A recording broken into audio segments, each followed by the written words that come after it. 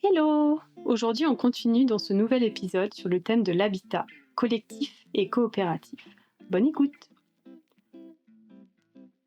La propriété, c'est le vol.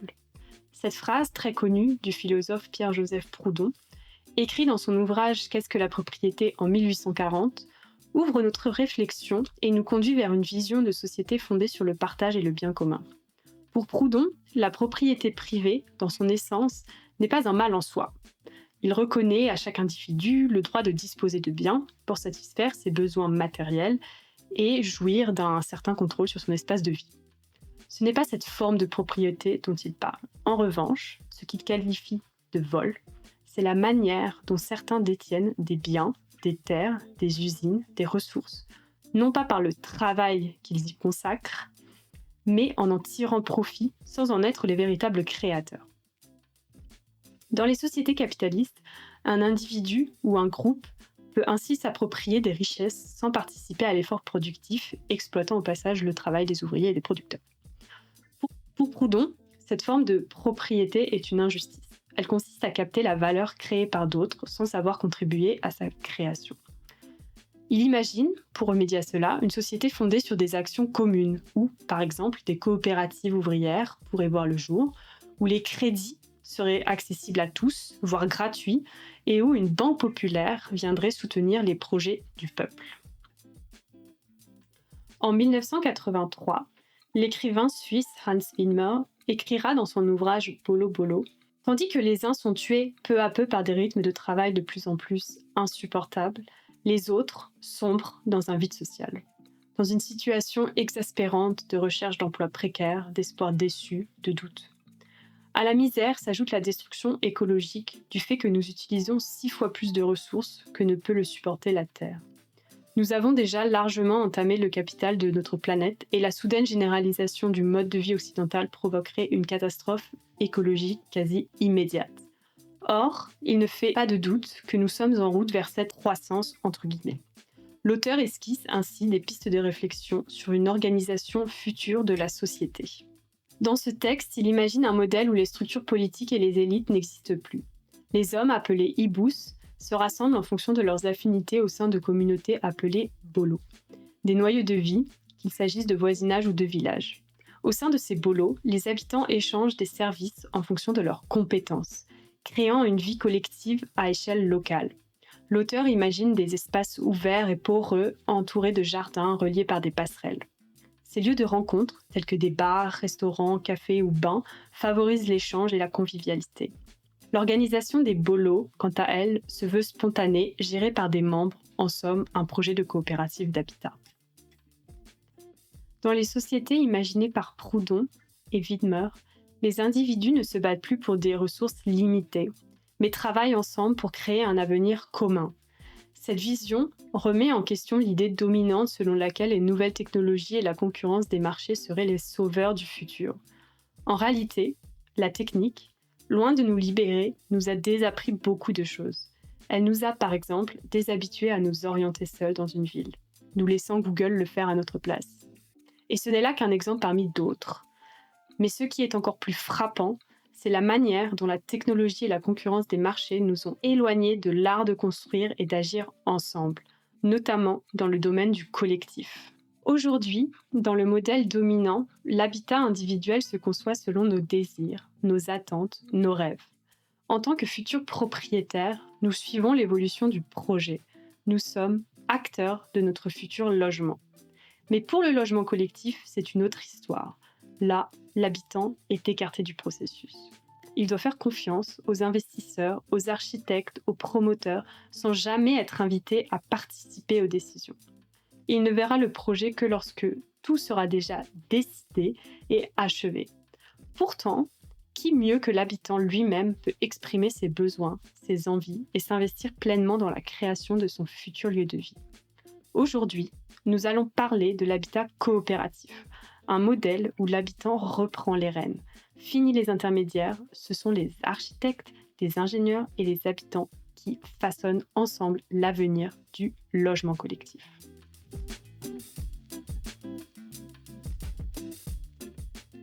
Voici le point de départ de notre réflexion du jour. Pourquoi continuer à enrichir des promoteurs, des financiers, des banquiers, des acteurs qui n'apportent aucune valeur réelle à notre cadre de vie? Pourquoi ne pas reprendre les choses en main et créer des coopératives d'habitat? L'habitat coopératif, c'est un modèle où personne n'est propriétaire à titre individuel. Chacun détient une part sociale dans la coopérative, mais c'est la coopérative elle-même, en tant que collectif, qui possède le bien. Il s'agit donc d'une propriété commune, gérée par les habitants, par ceux qui créent véritablement de la valeur, comme le voulait Proudhon. De plus, la coopérative est une organisation à but non lucratif. Dans ce modèle, le coopérateur paye chaque mois un loyer qui ne sert qu'à couvrir les charges d'exploitation du bâtiment. Ce principe d'habitat s'est fortement développé en Suisse alémanique et particulièrement à Zurich. Pour mieux comprendre ce système, nous allons prendre l'exemple de la coopérative de Kraftwerk à Zurich. Mais avant d'aller plus loin, demandons-nous pourquoi ce modèle a-t-il pris une telle ampleur à Zurich? À Zurich, on compte environ 40 000 logements coopératifs, représentant près de 10% de la surface bâtie totale de la ville. L'essor des coopératives a pris forme dans les années 90, en réponse à une grave crise du logement accompagnée d'une politique municipale de relance du secteur. Dès 1907, la ville a joué un rôle déterminant dans ce mouvement. Une loi imposa alors la construction de logements sociaux. Cette année-là marque la naissance des coopératives d'habitat en Suisse, car elles sont considérées comme une forme de logement social. Cependant, en favorisant largement le développement de ces coopératives, Zurich a, en réalité, réussi à se décharger de ses obligations en matière de logement social. En effet, bien que ces coopératives aient une vocation sociale et de mixité, elles choisissent elles-mêmes leurs habitants, sans forcément se baser uniquement sur des critères sociaux. À l'inverse, le logement social traditionnel répond à des logiques différentes. Néanmoins, ce modèle coopératif a permis d'offrir une alternative précieuse à de nombreux citoyens hors des circuits spéculatifs du marché immobilier. Pour ceux qui ne sont jamais allés en Suisse, les coopératives font partie intégrante de l'histoire du pays. De nombreuses structures, comme les deux principaux supermarchés, la Migros et la Coop, fonctionnent sur ce modèle. Ces coopératives ne cherchent pas à générer du profit, et si elles en génèrent, elles doivent le réinvestir dans la coopérative. Ce système se distingue nettement de l'économie de marché pratiquée par des supermarchés français comme Leclerc, Auchan ou Carrefour. Il existe ainsi un contraste frappant entre l'esprit coopératif et l'image de la Suisse en tant que paradis fiscal ancré dans l'imaginaire collectif. À cette culture coopérative s'ajoute un autre élément essentiel. La Suisse fonctionne selon un système de démocratie semi-directe. Les citoyens y jouent un rôle majeur, non seulement en élisant leurs représentants, mais aussi en créant les lois et en participant activement au débat politique. Plusieurs fois par an, des votations équivalent à des référendums permettent aux citoyens de valider ou de rejeter les lois. Mais ils peuvent aussi proposer des modifications à la Constitution. Ce système donne aux citoyens une véritable responsabilité, une culture de l'implication directe. Dès lors, il semble tout à fait naturel qu'ils aient pris la question du logement en main. Pour mieux comprendre la situation à Zurich, prenons l'exemple d'un logement de 2,5 pièces, c'est-à-dire un appartement avec une chambre à coucher. Dans le secteur privé, les prix de loyer oscillent entre 1 700 et 2 600 francs par mois et peuvent atteindre jusqu'à 3 000 francs pour un bâtiment neuf en 2024. En revanche, dans une coopérative d'habitat, un tel appartement ne coûte en moyenne que 500 francs par mois, soit 3 à 6 fois moins cher. Pour mieux visualiser l'impact, imaginons cela en France. Par exemple, à Paris, où un studio, donc un 1,5 pièces, coûte autour de 900 € en moyenne par mois. Dans une coopérative, il ne coûterait pas plus de 150 à 300 € par mois. Une différence qui transformerait le quotidien de nombreuses personnes. Maintenant, allons plus en détail et prenons l'exemple de Kraftwerk à Zurich. Kraftwerk naît grâce à 3 personnes. Andreas Hofer, Martin Blum et Hans Wigner. Un artiste, un écrivain et un architecte. L'idée germe au cœur des années 90, face à la crise du logement qui frappe Zurich et la volonté de trouver des solutions alternatives. C'est en 1993 que les 3 fondateurs de Kraftwerk publient leur manifeste. Ce livre clarifie davantage les fondements du projet. Le projet se situe dans le quartier d'Eschowitz, à Zurich. À l'époque, la ville n'a alors rien à voir avec l'image branchée et prospère qu'elle arbore aujourd'hui. Zurich traverse une période difficile, marquée par un fort taux de chômage et une crise du logement sévère. C'est une ville austère, bien loin du dynamisme qu'on lui connaît aujourd'hui. Dans le manifeste de Kraftwerk, on peut lire: dans le cadre de notre système économique, la production des biens nécessaires pour vivre est de plus en plus difficile. En fait, elle n'est plus accessible qu'à un petit nombre. Chez nous, la main-d'œuvre est devenue tellement chère qu'on préfère la supprimer, alors qu'il y aurait tant à faire, par exemple dans les domaines de l'environnement et du social. Un nombre croissant de personnes est empêché de travailler et condamné au chômage. Le système ne sait plus que faire de la productivité qu'il a générée. Faut-il renoncer à notre productivité ou transformer le système? Kraftwerk incarne un exemple frappant de transformation de ce système, de la spéculation immobilière souvent effrénée. En effet, les bâtiments ne sont plus sur le marché et ne sont plus soumis à ce poids. Composé de 81 logements, le projet a vu la coopérative investir 1 million de francs suisses, soit 2% du budget total, dans une architecture écologique.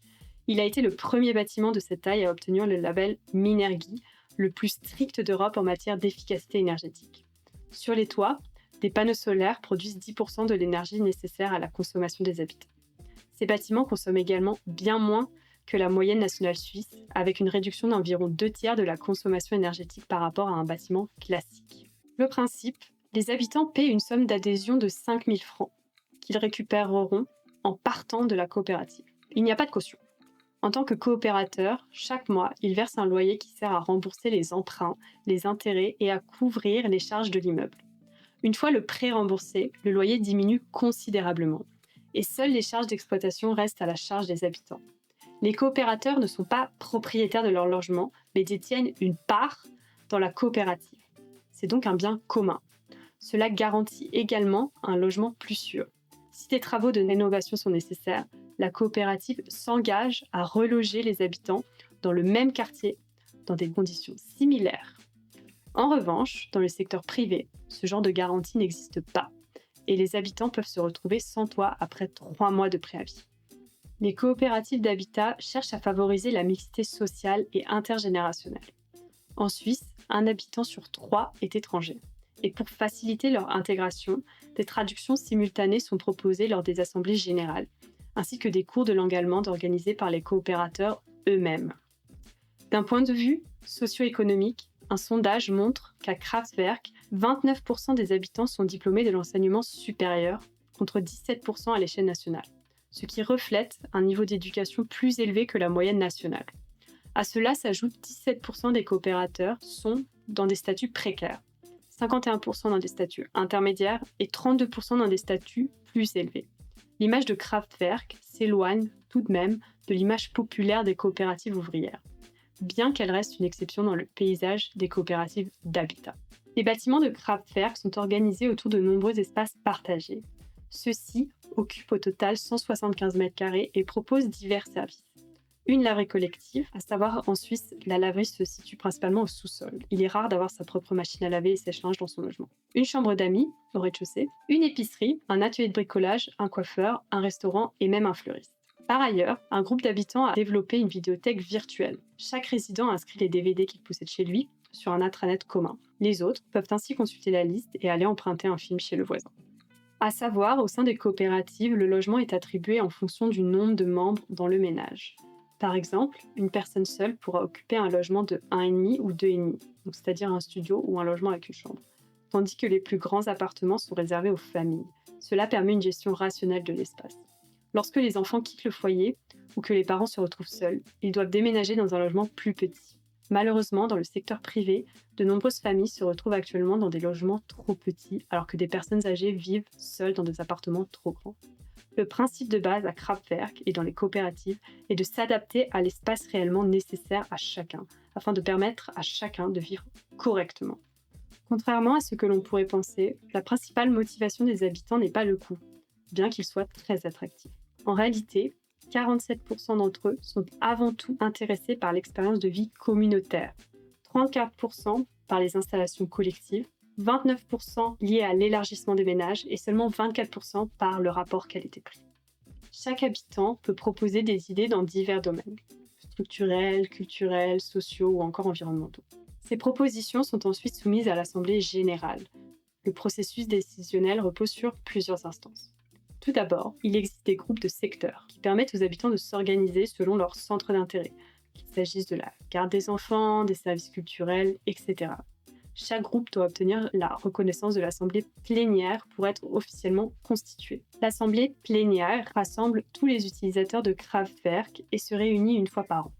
Elle prend des décisions majeures, telles que la modification de la charte, l'exclusion d'un membre ou encore la désignation des membres de la commission de médiation.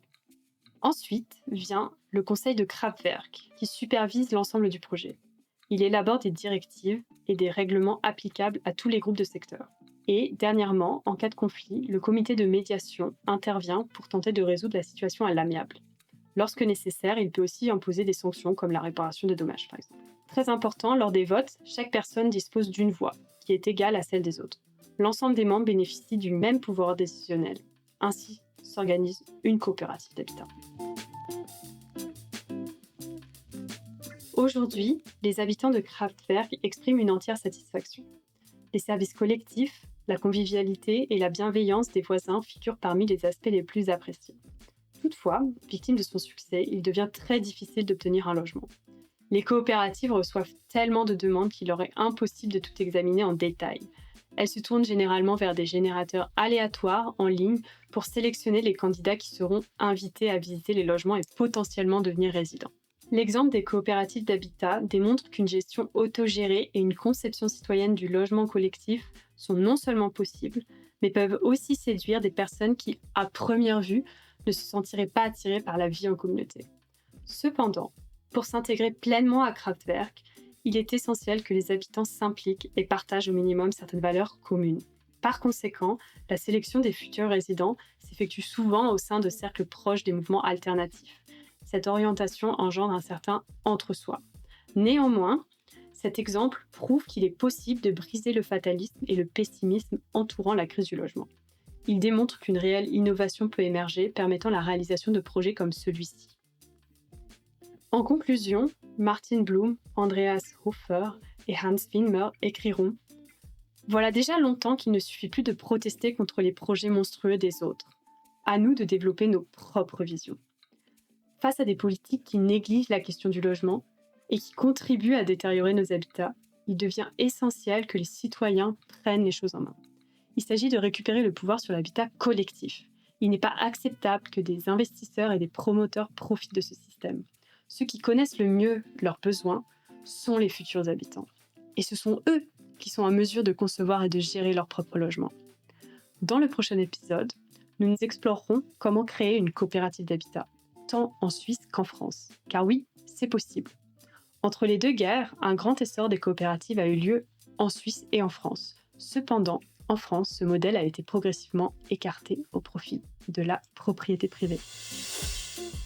Merci d'avoir écouté cet épisode. Si cela vous a plu, n'hésitez pas à liker et à partager. Ciao, à dans un mois.